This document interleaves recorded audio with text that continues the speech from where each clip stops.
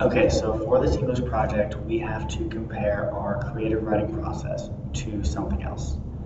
Pretty loose guidelines, so I'm going to go with basketball. It is something I know a lot about and can enjoy talking about, so it seems to make sense for my creative process.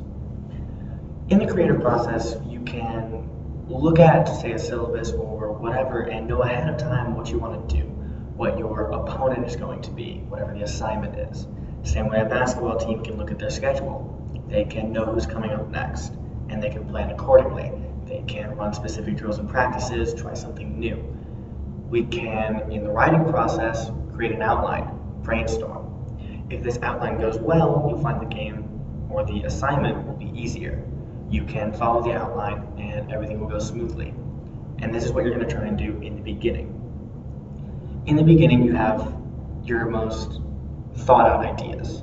You have a controlled thesis, you have 1 or 2 points that you can write your paper about and feel confident about them. As a basketball game begins, the teams will have their plays. They will have their game plan that they will execute. They'll feel comfortable in it. It's what they've been working on. It's what they know best and what they think will work best. If this goes smoothly, for one of the teams, you'll find that they pull ahead. They maybe can wind down a little bit by the end of the game. They have an easy lead, and the whole game feels comfortable. It came easy to them because they prepared. As the clock runs out, they find themselves with a victory.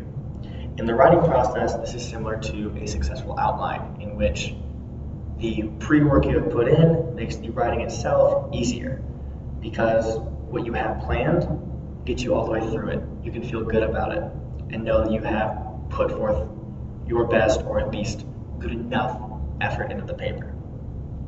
Sometimes, however, this is not the case.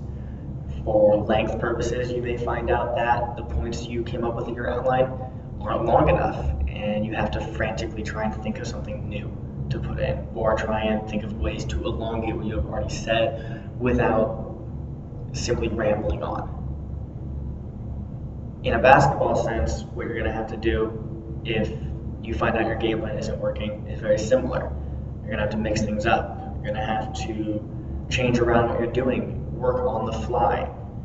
And as things don't go well, and you may find yourself losing, and as the game time ticks down, you're going to get even more and more frantic. You're going to try to do things that maybe you wouldn't try normally, and by the end of it, you may not be fully satisfied with your work. Going back to the paper, as the deadline approaches, if you are not successful or not happy with what you have put forth so far, you're going to get frantic. You're going to try and do little hints and tricks to maybe make your paper 4 pages by making it 2.1 space font, or 2.1 space rather than double spaced.